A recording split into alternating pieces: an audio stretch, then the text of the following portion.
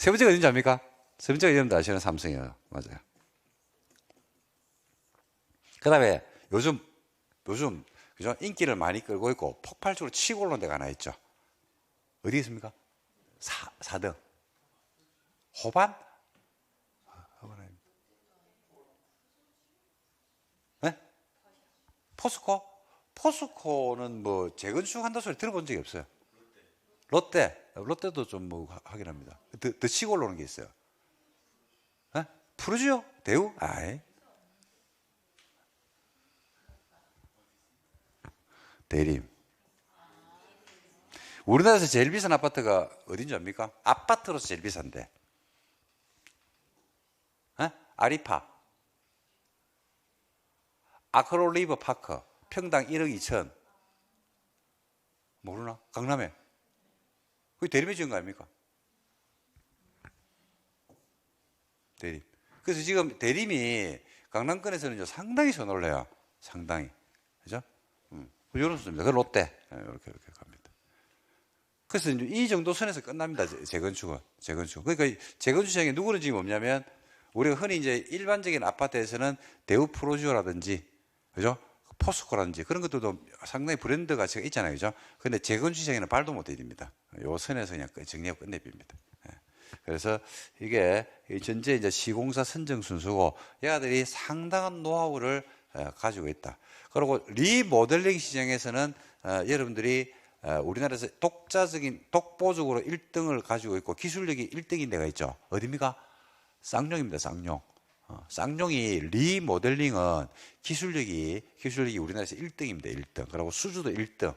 쌍용이 리모델링은 제일 잘한다 하더라고요. 저는 잘 모르겠는데 이제 건설하시는 분들이 그렇게 말씀을 하시고 다른 데 못하는 것들은 쌍용이 다 해낸다. 뭐 이렇게 기술력이 좋다면서 그렇게 말씀을 하신 적이 들은 적이 있습니다. 요게 이제 시공사 선정 순수고 이런 시공사들이 이제 선정이 되고 나면 이제 시공사들이 이제 본격적으로 정비 사업에 대한 부분들을 컨설팅을 해주는데 여기서 이제 여러분들이 이제 하나 또 참고로 하실 거는요. 이런 게 있죠. 시공사를 선정하기 전입니다. 전에는 갑과 을이 있다 그러면 그러니까 시행자가 조합 아니겠습니까? 시행자가 조합이고 주체가 조합이고 시공자는 이제 지에서 건설일 겁니다. 그러면 갑을 관계가 있다 그러면 누가 갑입니까? 갑, 을 관계 중에서 누가 갑이 돼요? 조합이 갑입니까? 아니면 시공자인 GS가 갑입니까? 에? 조합이 갑이죠. 조합이 뭐 GS든 뭐든 간에 그죠? 선정 안 하면 그런데 뭐 그러니까 조합이 시킨 대로 일을 잘합니다. 말 잘 듣고 시공사가 선정이 됐어요. 선정이 되고 나면 갑, 을 관계에 있어 가지고 그죠? 갑이 조합이 여전히 갑입니까? 시공자로 바뀌어 버립니까?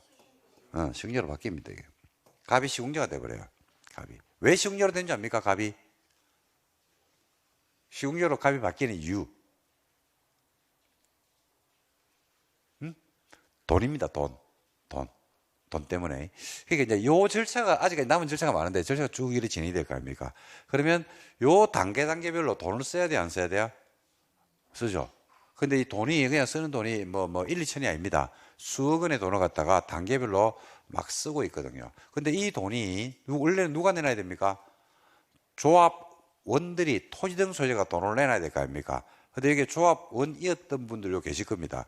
자, 정비사업 진행하면서 추진위를 만들 때, 그 다음에 조합 설립을 할 때, 시공사 선정할 때, 총회 개최하고 막 하다 보면, 총회 같은 거 개최하면 조합원들에게 그냥 하는 게 아니죠. 총회 하는 장소 빌려야지, 조합원들한테 커피라도 한 잔 줘야지, 그죠? 나갈 때 뭐 수건 한 개, 물티슈로 한 개 지어줘야지. 그래 불평불만은 없잖아. 그러니까 그런 등등의 비용들이 있을 거 아닙니까? 그 비용을 조합원들이나 토지등 소유자들이 돈을 내본 적이 있어요, 없어요? 없죠. 그 돈이 어디서 놉니까, 그런데? 그 돈이 돈 한 개도 없는데 어떻게 사업을 하노? 제일 중요한 게 돈인데. 그래서 처음에 사업을 할 때는 추진위원회 만들어질 때 설계자 선정한다고 했죠. 그 다음에 정비사업 전문관리업체, 컨설팅업체 선정한다고 했죠. 그래서 요 선정할 때요, 얘들한테 공탁을 하러 갑니다. 공탁.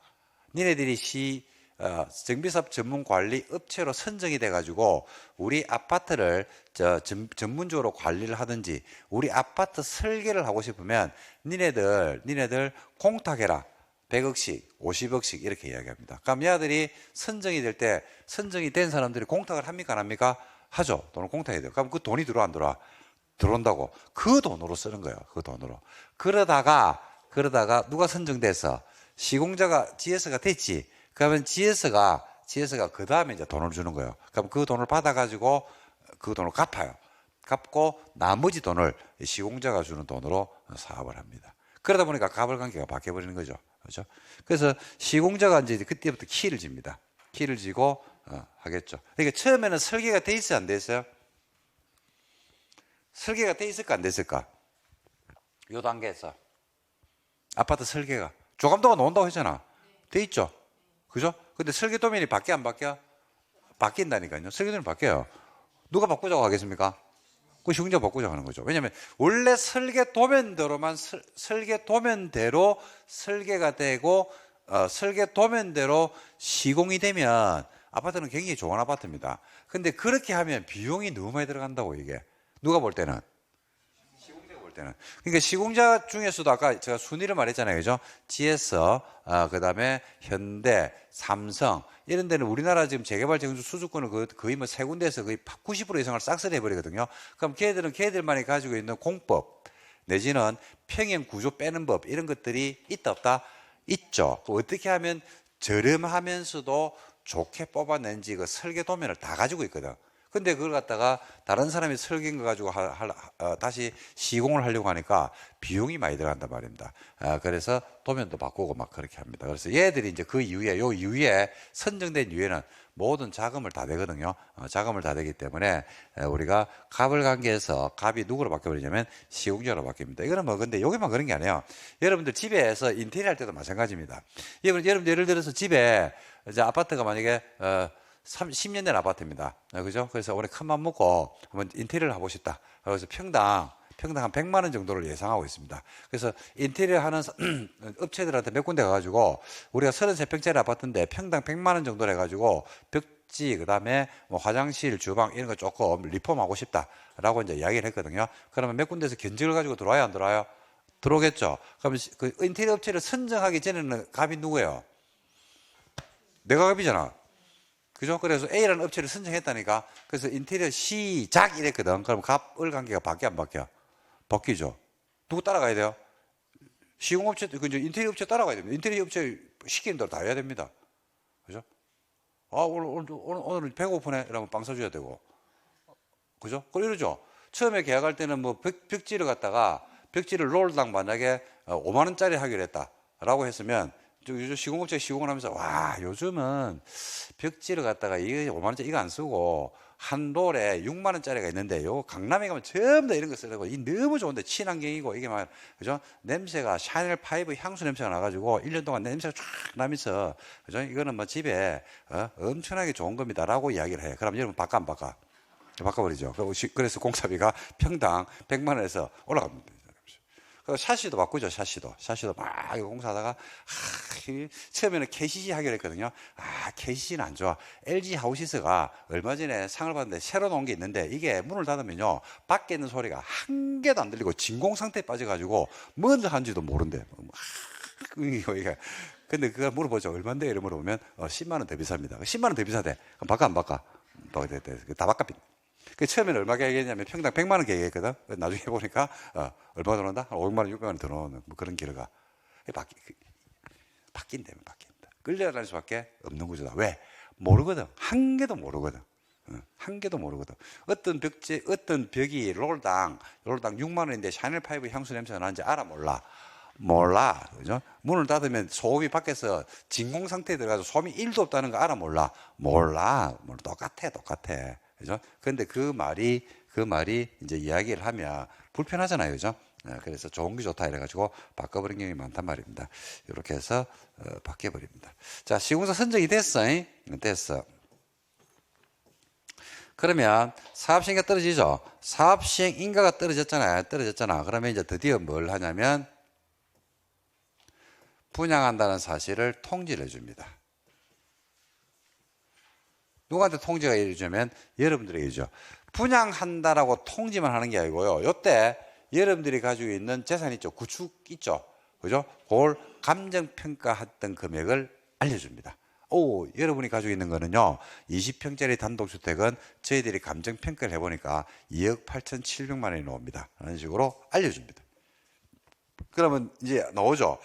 내가 가지고 있는 물건의 감정평가 금액이 2억 8천이라고 했고, 지금 현재까지의 추정 비례율이 110%라고 했으니까, 내 권리가액은 3억 정도 되구나.